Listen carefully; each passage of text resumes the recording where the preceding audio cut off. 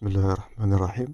On traite la deuxième famille toujours dans le chapitre de thérapeutique en cardiologie. Donc après les diurétiques, maintenant on a un chapitre, bien on a un cours sur les toniques cardiaques ou bien les cardiotoniques. C'est le cours de Dr Bouzili et toujours vous allez retrouver tous ces supports dans la description à télécharger comme vous êtes habitué. Et pour ce cours, on va suivre le plan suivant. Donc premièrement, les objectifs pédagogiques. Ça, c'est pour vous. Vous devez savoir différencier entre les cardiotoniques. Donc, on a trois grandes lignes dans ce cours. La digoxine, qui est le tête de liste de la classe thérapeutique du digitalique.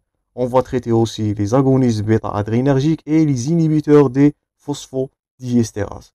Donc, vous devez différencier entre ces trois grandes familles dans ce cours, connaître les mécanismes d'action des différentes classes, surtout les digitaliques souvent sont posés comme thème d'examen, connaître leur mode d'utilisation, connaître surtout le titre le plus important, connaître les indications, les contre-indications et les effets indésirables de chaque classe thérapeutique. Ça, vous devez retenir par cœur. Donc, comme on avait dit, on va commencer par les digitaliques premièrement dans ces premières parties. Donc, la digoxine, on va voir leur mécanisme d'action, leur pharmacocinétique, les facteurs modifiant son métabolisme, leurs propriétés, effets secondaires, utilisation, voire jusqu'aux contre-indications. Suite à ça, on va traiter les agonistes bêta-adrénergiques et on conclut ce cours par les inhibiteurs du phosphodieestérase, toujours de même modalité, propriété, utilisation, voire indication, contre-indication.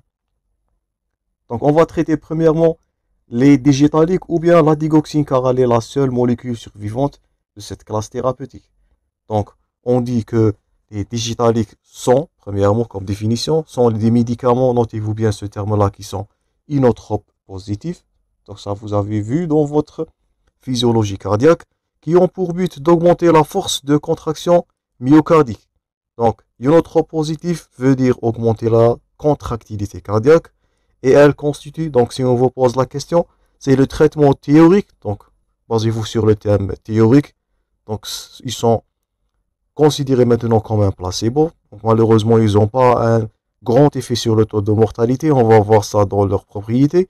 Donc, c'est un traitement théorique idéal de l'insuffisance cardiaque. Donc, c'est les diurétiques, c'était le traitement d'une insuffisance cardiaque congestive.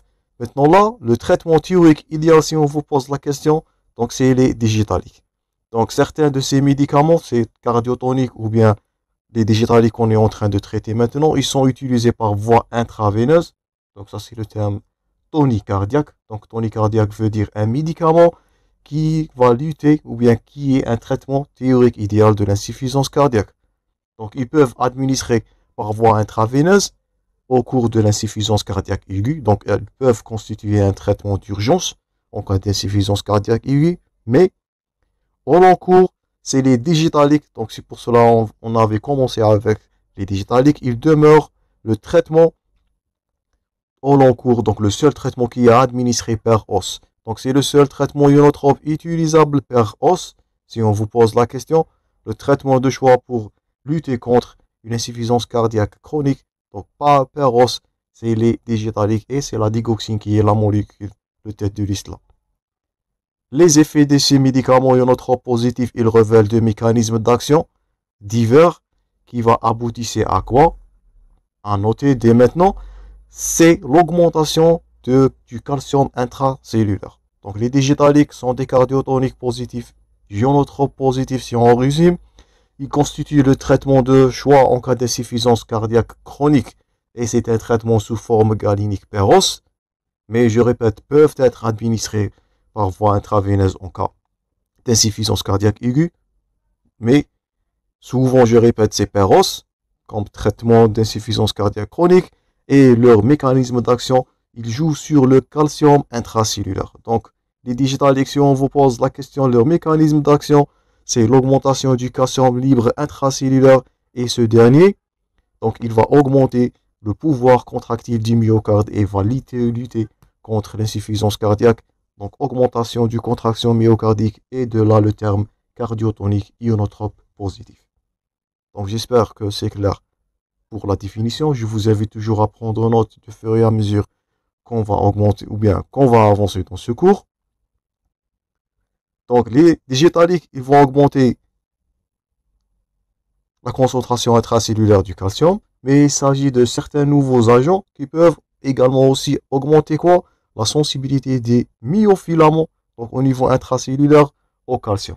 Donc, si on résume, c'est le calcium qui est le mot-clé là, augmentation soit de la concentration, soit de l'affinité, afin de donner une force contractile, un effet ionotrope positif. On passe maintenant à la molécule qui est restante, donc c'est la digoxine. Donc il y avait précédemment deux molécules, la digitaline et la digoxine, mais maintenant, la seule molécule qui reste disponible sur le marché, c'est la digoxine. Donc la production de la digitaline a été récemment arrêtée. Elle est actuellement toujours la digoxine. On avait parlé de ça précédemment. C'est un traitement de deuxième intention. Pourquoi? Elle est efficace sur les symptômes, mais malheureusement, elle n'est pas efficace sur la mortalité. Et leur marge thérapeutique, elle est en train de diminuer. En faveur de quoi? En faveur des bêta-bloquants qu'on va voir comme prochaine classe thérapeutique. Donc les digitaliques, ils constituent le traitement PEROS, le seul d'insuffisance cardiaque chronique. C'est un traitement sur les symptômes. Donc elle a une efficacité sur les symptômes si on vous pose la question, mais malheureusement pas sur la mortalité. Ils sont remplacés maintenant par les bêta-bloquants et on a un cours sur ça. Maintenant, on arrive à un titre très important et souvent, donc là voilà, c'est la digitaline, donc a été supprimée du marché, peut être administrée par voie intraveineuse et constituer un traitement d'urgence. Maintenant, on passe au mécanisme d'action. Souvent, ce dernier est posé comme thème d'examen et vous devez le retenir. Donc, on avait dit précédemment que c'était le calcium qui a été le mot-clé dans le mécanisme d'action des digitaliques ou de la digoxine. Donc la digoxine, elle se lie de façon spécifique, notez-vous bien ce terme-là, sur la pompe Na plus K plus ATPase membranaire. Donc ça, c'est de la cytologie. Donc c'est une pompe à sodium. Qu'est-ce qu'il va se passer? Je vous invite à noter les mots-clés concernant le mécanisme d'action, c'est à retenir. Donc il s'agit d'une inhibition de l'enzyme. Et par conséquent, le Na+, il ne peut pas sortir de la cellule. Donc le rôle de la pompe Na plus K plus, comme illustré à droite dans l'illustration, c'est de faire sortir le Na plus contre le gradient de pression. Donc la digoxine, elle va inhiber cette enzyme, ou bien cette pompe. On note une augmentation du Na plus intracellulaire. Donc il va accumuler au niveau du cytoplasme. Donc il va causer, ou bien il va induire une diminution du gradient de concentration entre le Na plus intracellulaire et extracellulaire. Donc ce qui est en jaune, c'est du milieu intracellulaire. Ce qui est en bleu, c'est du milieu extracellulaire. Donc on va noter une diminution ou bien diminution du gradient de concentration. Et ceci, donc là, c'est le mécanisme d'action. Donc il va faire un ralentissement de l'échange Na plus K plus. Donc ce qui est à Didier, ou bien ce qui est à retenir de ce mécanisme, donc il agit sur la concentration de Ca2+, de façon qui est indirecte. Pourquoi? Si on vous pose la question, la digoxine, elle se lie sur la pompe Na plus K+, elle diminue le gradient de Na+, et par conséquence, on note la diminution ou le ralentissement de l'échange Na plus K+. Ce dernier, donc, il s'agit d'une moindre sortie de Ca2+, et ce dernier, qu'est-ce qu'il va se passer? Il va lui-même s'accumuler à l'intérieur de la cellule. Donc, et lorsqu'on dira augmentation de la concentration de Ca+, intracellulaire veut dire une augmentation de la contraction musculaire. Ça, c'est la physiologie de la contraction musculaire que vous avez vu dans votre première année. Et de là, on va noter un effet ionotrope positif. Donc, deuxièmement, si on résume le mécanisme d'action, je répète, donc, elle augmente la concentration Ca2+, intracellulaire de façon qui est, je répète, indirecte. Elle joue sur la pompe Na plus K+. Elle bloque ou bien elle cause l'accumulation du Na+, intracellulaire en premier plan. Bloque deuxièmement l'échange Na+, Ca2+. Et troisièmement, donc elle donne l'accumulation de Ca+, intracellulaire. Et dernièrement, d'où l'effet ionotrope positif. Donc, le mécanisme d'action, c'est un titre très important, bien sûr, à retenir et souvent posé, bien sûr, comme thème d'examen.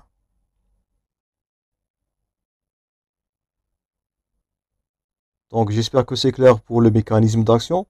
Maintenant, on va passer a quelques caractéristiques pharmacologiques. Donc, on va voir l'aspect pharmacologique de la famille de digitaliques. Donc, premièrement, comme origine. Les digitaliques, ils ont une origine, faites attention, exclusivement végétale. Ils sont extraits des feuilles de la fleur de la digitale, d'où ils ont leur nomenclature digitalique. Donc, origine végétale, donc c'est la plante ou bien la fleur de la digitale, d'où leur nomenclature digitalique. Ça, c'est sur le plan origine. Maintenant, sur le plan chimique. Donc, cette dernière, c'est digital ou bien c'est digitalique. Ils sont des hétérosides. Donc, ils sont constitués. Donc, hétéro veut dire différent. Tout ça, c'est à noter. Donc, exclusivement végétal. Constitution chimique hétérosidique. Notez-vous bien ce terme-là. Donc, hétérosidique veut dire qu'elle est constituée d'un fragment glucidique et un fragment non glucidique. Et faites attention, c'est ce fragment qui est non glucidique, souvent cette dernière est posée comme question, qui a l'activité pharmacologique de la digitalie. Donc c'est une molécule, c'est une structure d'origine végétale, c'est un hétéroside. Lorsqu'on dit le terme oside, ça vous avez vu dans votre biochimie, donc c'est une fraction qui est glucidique. La fraction glucidique, elle n'a pas action, c'est la fraction non glucidique ou bien la ginine, notez-vous bien aussi ce terme-là, qui est responsable de l'effet ionotropositif de la digitalie. Deuxièmement, après l'origine et la structure, on va voir un titre très important qui est la pharmacocinétique, qui est bien sûr aussi à retenir par cœur. On commence premièrement par l'absorption de la digitalique, bien de la digoxine. Donc l'absorption, elle se fait, donc je vous invite toujours à prendre note, au niveau du duodénum et du jejunum, par un mécanisme, notez-vous bien aussi ce terme-là qui est passif. Donc tout ça sont des notions de base et des points forts à retenir, conditionnés par la liposolubilité. Donc les digitaliques sont liposolubles, c'est pour cela ils vont traverser la barrière intestinale qui est une bicouche phospholipidique de façon qui est passive. Concernant le taux de l'absorption de la digitale ou bien de la digoxine, elle n'est absorbée que partiellement.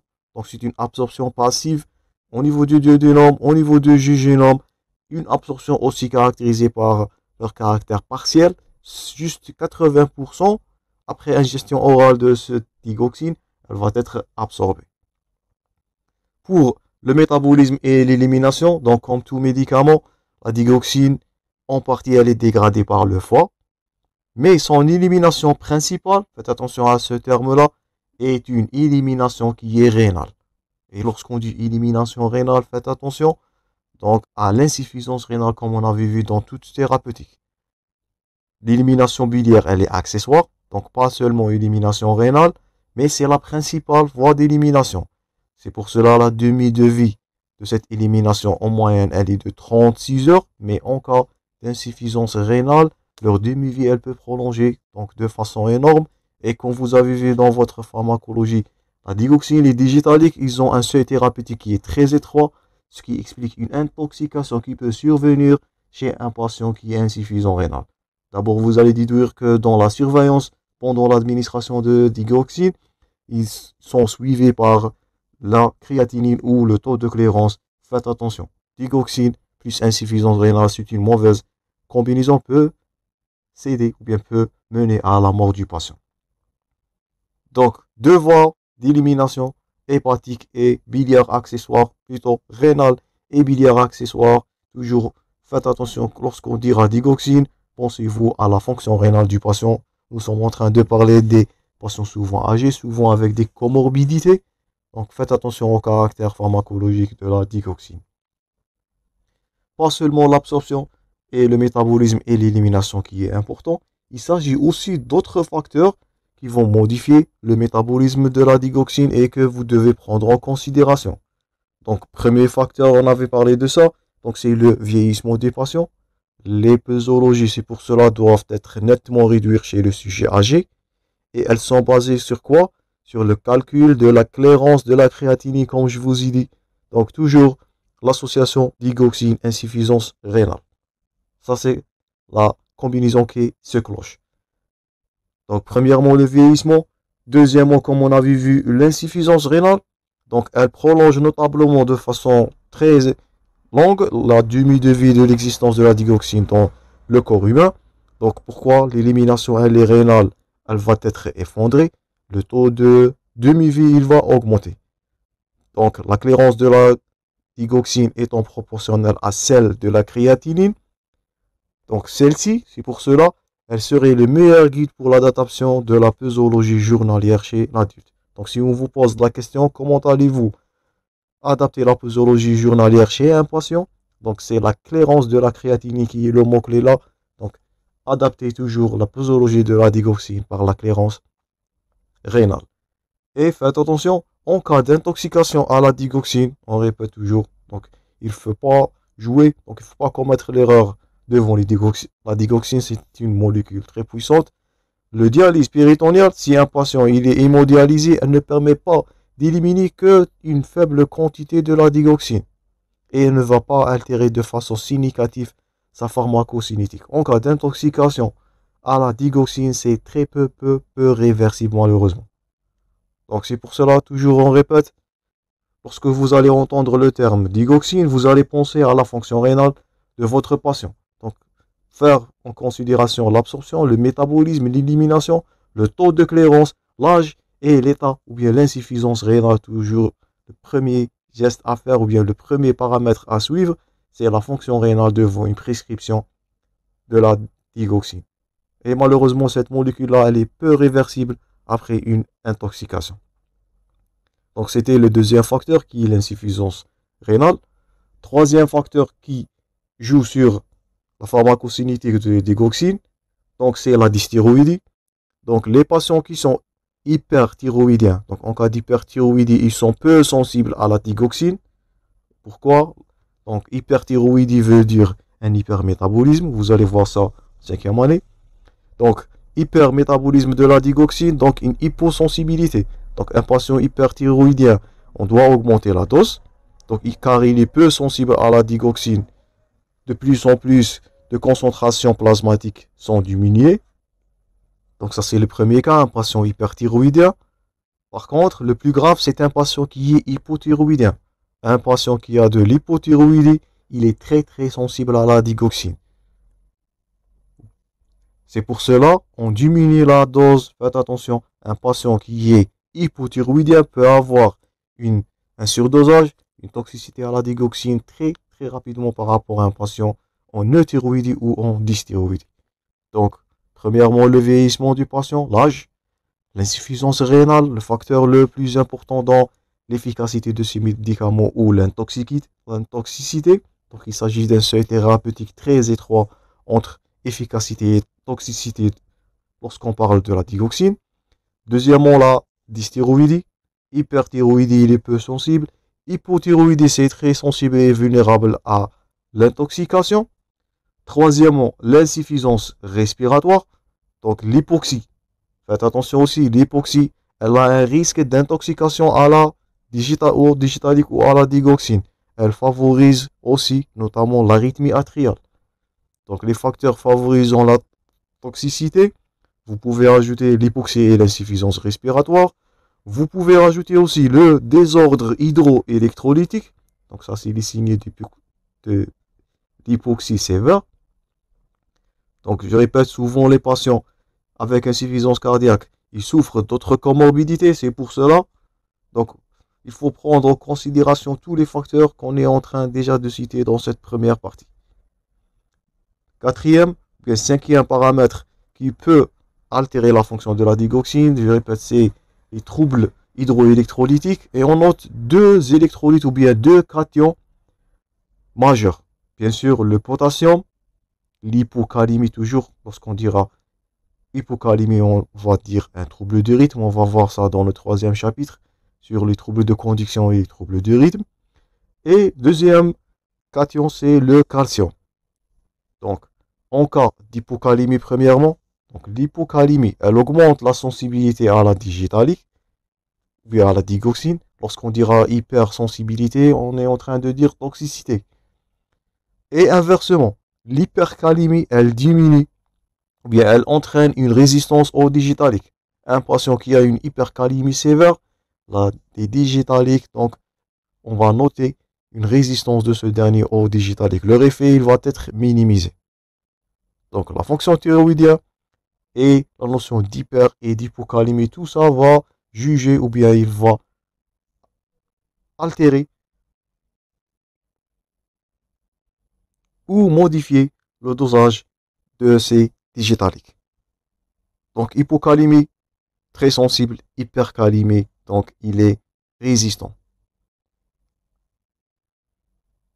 Donc l'hypercalémie, elle entraîne une résistance à la digitalique, ça c'est pour vous, et qui est mise à profit en cas de traitement par une intoxication. Je répète, le dialyse c'était peu efficace s'il s'agit d'une intoxication. Donc c'est l'hypercalémie. Donc on peut réduire la résistance ou bien on peut augmenter la résistance du patient contre les digitaliques en cas d'intoxication. Comment? En élevant, on va voir ça en cas d'intoxication, on va élever la calémie, donc hypercalémie induite médicamenteuse peut être en faveur pour un traitement contre les intoxications. Notez ça, on va le détailler dans les contre-indications ou dans les intoxications. Le deuxième cation, bien sûr, on a insisté sur ça, sur le mécanisme, bien sûr, c'est le calcium, donc le majeur cation. Une hypocalémie, notez-vous ça, elle diminue l'effet des digitaliques. Donc, les digitaliques, ils sont basés sur l'augmentation de la concentration du calcium intracellulaire. S'il s'agit d'une hypocalcémie, tout leur effet, leur mécanisme, il va être diminué. Donc, hypocalcémie, elle va diminuer les effets de digitaliques. Et faites attention, une hypercalémie, elle va les augmenter. Donc, c'est pour cela, notez-vous bien cette phrase-là, une injection du calcium, elle est contre-indiquée en cas de traitement digitalique. Contre-indication absolue à injection, même à un régime hypercalcémique, faites attention, c'est contre-indiqué en cas d'un traitement de digitalique. On va voir ça dans les surveillances.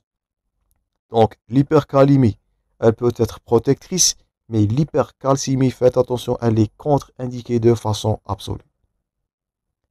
Dernièrement, donc comme tout médicament, donc sixième facteur qui va intervenir dans le métabolisme de la digoxine, c'est les interactions médicamenteuses comme tout médicament. Donc, certains médicaments peuvent altérer différentes étapes de la pharmacocinétique de la digoxine.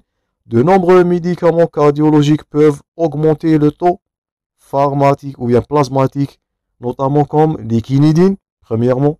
Donc, faites attention, association digitalique quinidine, c'est du mauvais pronostic, c'est contre-indiqué. Donc, première molécule de faire attention, c'est les quinidiniques. Deuxièmement, l'amiodarone. Troisièmement, le carvedilol ou bien le Cretex. Donc, les trois médicaments, si on vous pose la question, donc, faites attention et méfiez-vous de ces trois, c'est les quinidiniques, l'amiodarone et le carvedilol. Donc, ces trois molécules vont augmenter le taux plasmatique de la digoxine.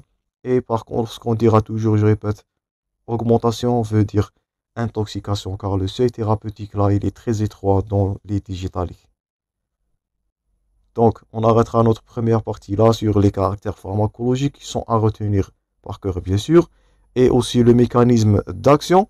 Donc, on va voir prochainement l'utilisation de cette dernière, leur effet, leur indication, leur contre-indication et bien sûr la conduite devant une intoxication devant la digoxine ou les digitaliques. Merci pour votre attention. On conclut ce cours prochainement. Bon courage toujours dans vos préparations et à la prochaine.